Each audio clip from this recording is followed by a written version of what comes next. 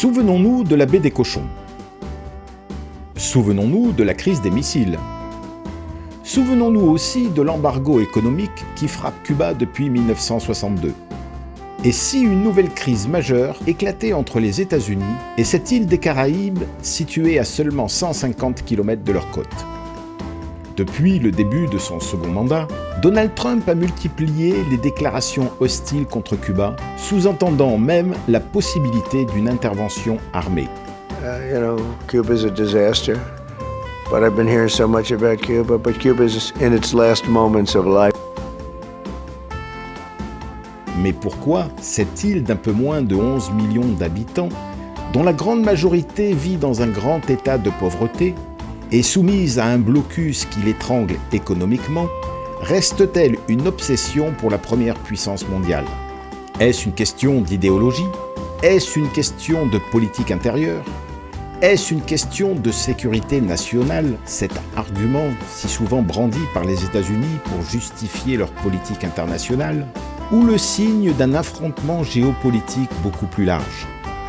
La réponse n'est pas évidente, mais essayons malgré tout d'examiner si les menaces de Donald Trump envers Cuba sont justifiées ou sont le prétexte d'une stratégie cachée.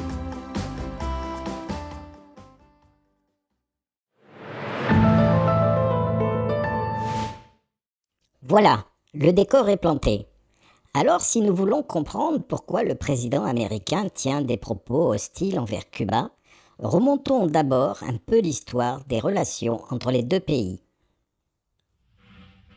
Pour cela, nous allons revenir plus de 60 ans en arrière, et plus précisément en 1959, une année qui va marquer un tournant dans les relations entre Cuba et les États-Unis.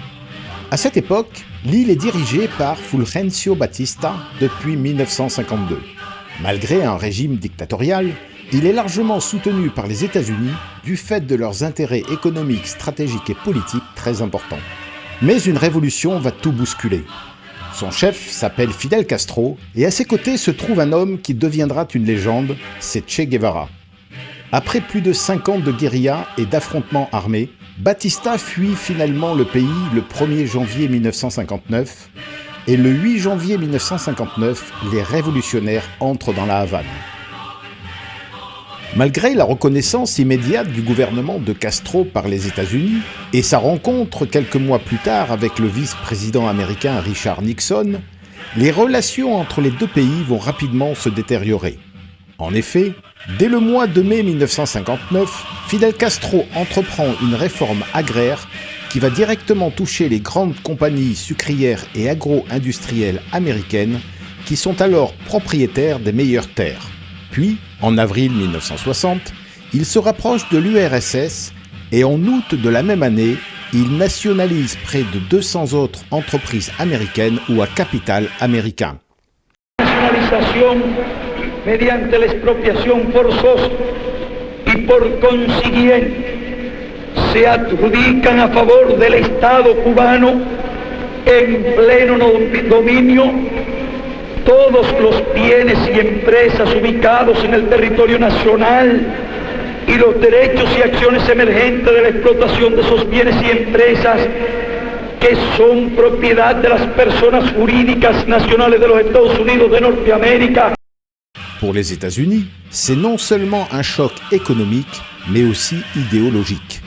En pleine guerre froide, voir un régime communiste allié à l'Union soviétique s'installer à leurs portes est tout simplement inacceptable. Très vite, les tensions montent et la réaction de Washington sera rapide et radicale. Dans un premier temps, elle impose un embargo massif sur l'île, puis en 1961, la CIA soutiendra militairement une tentative de coup d'État des anticastristes cubains. Ce sera le débarquement de la baie des Cochons qui se soldera par un échec retentissant. Suite à cette tentative avortée de contre-révolution, qu'il considère comme une victoire militaire et idéologique contre les États-Unis, le pouvoir de Fidel Castro se trouve renforcé tant sur le plan national qu'international. Il se rapproche alors encore plus de l'URSS en se déclarant marxiste-léniniste. Porque hay que decir que por encima de todo somos marxistas leninistas.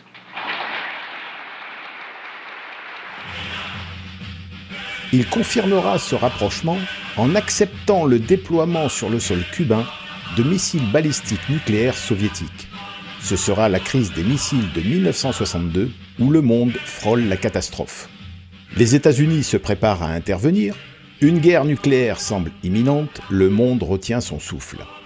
Finalement, un accord est trouvé. Mais Cuba devient alors un symbole, celui d'un ennemi idéologique à quelques kilomètres des côtes américaines. Une idée largement renforcée par les incessantes positions anti-américaines de Castro.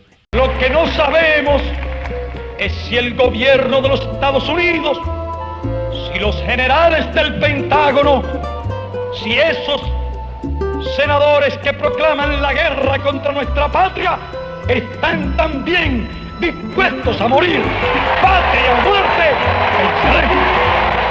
Et son soutien idéologique voire militaire entre les années 1960 et la fin des années 1990 à de nombreux mouvements révolutionnaires, jouant alors un rôle majeur en Afrique et en Amérique du Sud dans la diffusion du marxisme-léninisme et du fauquisme.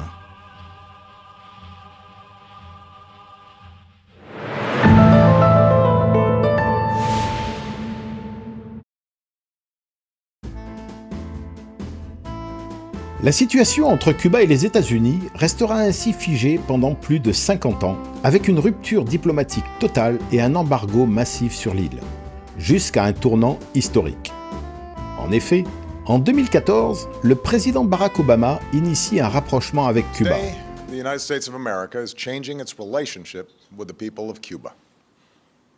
In the most significant changes in our policy in more than 50 years, we will end an outdated approach that for decades has failed to advance our interests, and instead, we will begin to normalize relations between our two countries.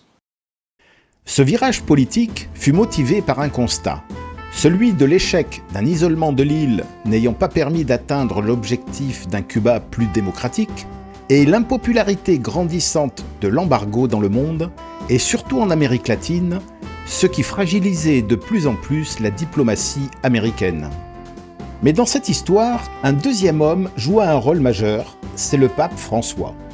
Influencé par son identité latino-américaine et s'appuyant sur le poids symbolique d'être le premier pape sud-américain, il a discrètement et activement initié des échanges privés entre Washington et La Havane dès 2014, facilitant ainsi la reprise du dialogue.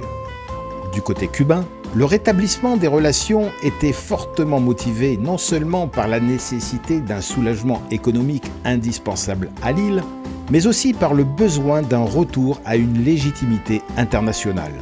Ce renouveau vers une diplomatie apaisée sera marqué par un échange de prisonniers le 17 décembre 2014.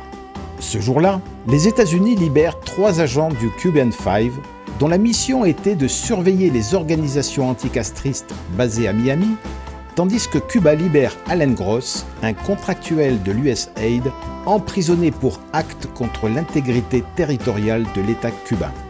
Cet échange médiatisé fut le pivot symbolique au rapprochement historique du dégel entre les deux pays.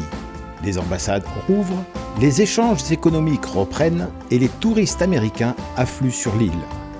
Pour la première fois depuis plus de 50 ans, un espoir de normalisation voit le jour. Mais cet espoir ne va pas durer. En 2017, Donald Trump arrive au pouvoir et très vite, il change totalement de cap. Les sanctions économiques sont renforcées, des restrictions sur les voyages touristiques sont mises en place, le discours se fait plus agressif. I do believe I'll be the honor of having the honor of taking Cuba. That's a big honor. La conclusion est sans appel, Donald Trump ne veut pas dialoguer avec Cuba, il veut faire pression. Mais pourquoi prend-il cette position ? Hasta la victoria, siempre. Une chose que nous avons appris avec Donald Trump est que derrière son style de communication parfois ambigu, il y a souvent un objectif implicite qui n'est pas toujours celui qu'il veut nous faire croire. Et concernant Cuba, on peut légitimement se poser la question car au premier abord, l'île n'est plus une menace stratégique ni d'un intérêt économique majeur pour les États-Unis. De ce fait, pourquoi la cible-t-il avec autant d'insistance ? Y voit-il un enjeu national, voire continental ou plus largement géopolitique pour les États-Unis ? Quelqu'un d'avisé répondrait « Les trois, mon capitaine ». Les trois, mon capitaine. Et il aurait sans doute raison, car en y regardant de très près, on trouve des réponses à chacun de ces enjeux. Alors, analysons-les les uns après les autres et voyons de quoi il s'agit. Le premier de ces enjeux se joue en Floride, et c'est un enjeu électoral. En effet, la Floride regroupe plus de 1,6 million de résidents d'origine cubaine, soit 7,1% de la population de l'État et 64% de la population cubaine des États-Unis, ce qui en fait le cœur national de la diaspora cubaine. C'est une communauté profondément marquée par l'exil et opposée au régime communiste cubain à qui elle reproche la perte de leur pays. C'est aussi une communauté fortement mobilisée politiquement, regroupée dans un État traditionnellement clé pour les élections américaines. Alors, en adoptant une ligne dure contre Cuba, Trump envoie un message clair « Je suis de votre côté ». Et en politique américaine, cette position peut faire toute la différence lors des élections, à l'instar de celle de 2024 où il avait remporté l'État haut la main. Les deux autres enjeux, et vraisemblablement les plus importants, qui expliquent l'ingérence de l'administration Trump sur Cuba, mais aussi le Venezuela ou la Colombie et d'autres territoires américains, ou encore leur volonté d'annexion du Canada et du Groenland, sont étroitement liés.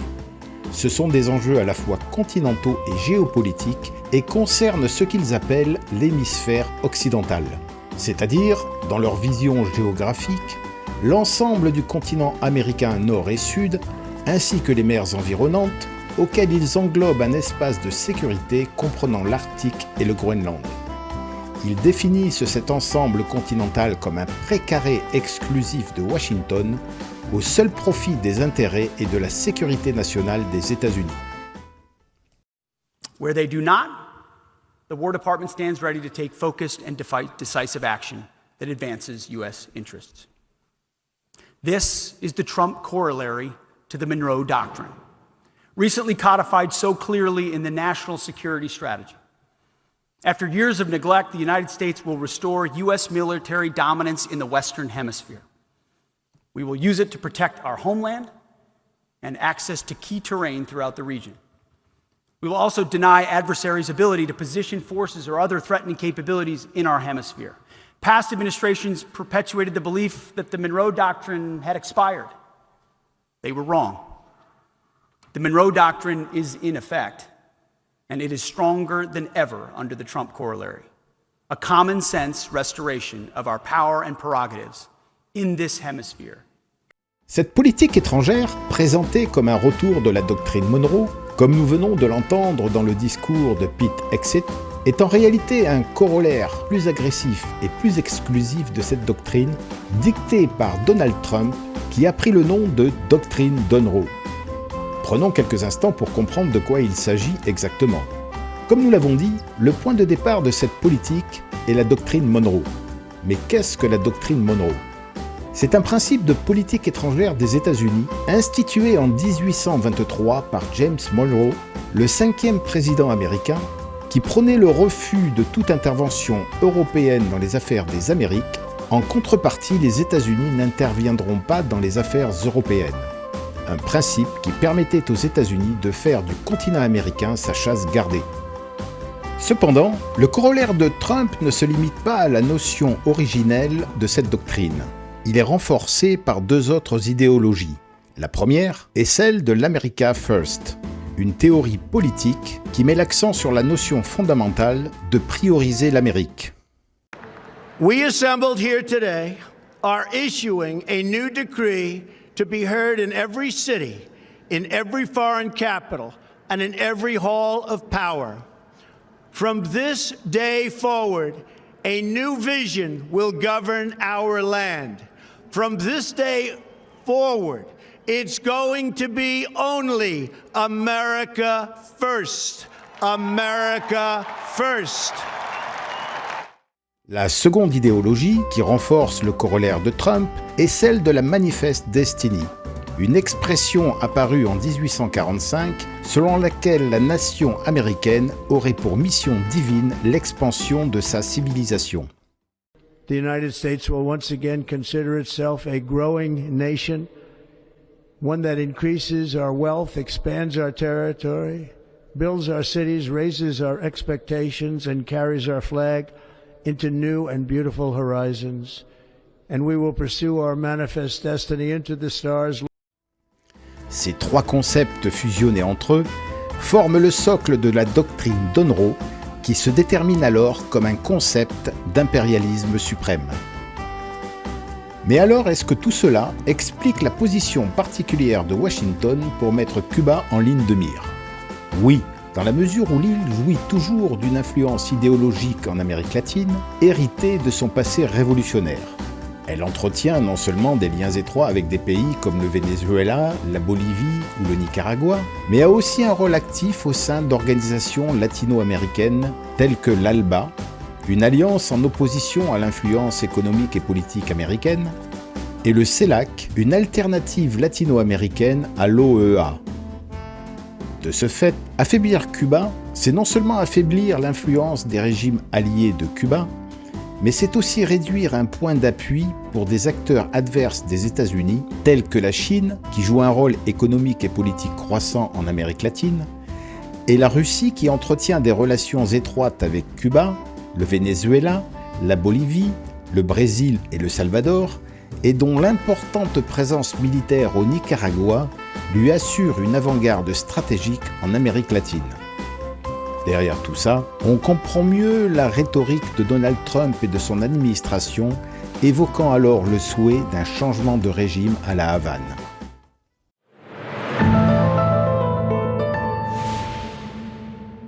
Après cette analyse sur la vision géopolitique de l'Amérique de Donald Trump, une question se pose. Doit-on prendre au pied de la lettre ces menaces militaires, que ce soit sur Cuba ou d'autres pays sud-américains, ou est-ce tout simplement une stratégie verbale? Avec Donald Trump, on peut s'attendre à tout et surtout à son contraire, ce qui forcément rend la réponse incertaine. Toujours est-il que pour l'instant, aucune intervention militaire directe n'a été engagée sur Cuba, les experts la jugeant complexe et coûteuse. Néanmoins, le discours musclé se concrétise par ce qu'on appelle une stratégie de pression maximale. En effet, sous couvert d'une lutte contre le narcotrafic en Amérique latine, et liant par la même occasion la pression sur Cuba aux cartels régionaux, la Maison-Blanche démontre sa volonté de contrôler l'intégralité de son hémisphère et des mers environnantes par des actions coup de poing. Comme ce fut par exemple le cas avec la capture du président du Venezuela, Nicolás Maduro, le 3 janvier 2026, par ailleurs grand allié de Cuba comme nous l'avons déjà dit, et dont le pays exportait la majorité de son pétrole vers la Chine, ou encore le lancement de l'opération Pacific Viper qui, depuis août 2025, a frappé une cinquantaine de navires sur la façade atlantique sud-américaine, dans le golfe du Mexique et dans la mer des Caraïbes. Des actions visant surtout à contrôler les flux maritimes dans ces mers et montrer que les États-Unis contrôlent le continent. En conclusion, on peut admettre que les menaces de Donald Trump combinent aussi bien des calculs de politique intérieure que des objectifs géopolitiques. Et concernant Cuba, l'objectif premier et avoué est de faire tomber le régime parce que, ne l'oublions pas, Cuba n'est pas seulement une île, c'est aussi une idée. Une idée anti-États-Unis qui a traversé les décennies, résisté aux pressions et survécu aux crises. Mais aujourd'hui, cette idée vacille. Et la pression sur Cuba lui sera-t-elle finalement fatale? Car ce n'est pas après près de 70 ans de tensions et de crises que les États-Unis vont soudainement cesser de cibler Cuba. Plusieurs hypothèses sont alors envisageables pour faire tomber le régime de la Havane. Il y a bien sûr la possibilité d'un étouffement économique de l'île par le durcissement de l'embargo actuel vers un blocus total en espérant une révolte intérieure de la population. Mais cette hypothèse est incertaine car l'île a déjà montré sa résilience face au dénuement économique. Il y a aussi la possibilité d'actions subversives secrètes afin de permettre à l'opposition cubaine, l'UNPACU, et son leader, José Daniel Ferrer, de s'installer au pouvoir. Mais sa reconnaissance par le peuple cubain reste minoritaire. Il y a enfin l'hypothèse souvent évoquée d'une intervention militaire. Mais quelles seraient alors les conséquences diplomatiques internationales d'une telle action pour les États-Unis? Si la réponse est dans la tête de Trump, il y a cependant de grandes probabilités qu'elle soit bientôt dévoilée.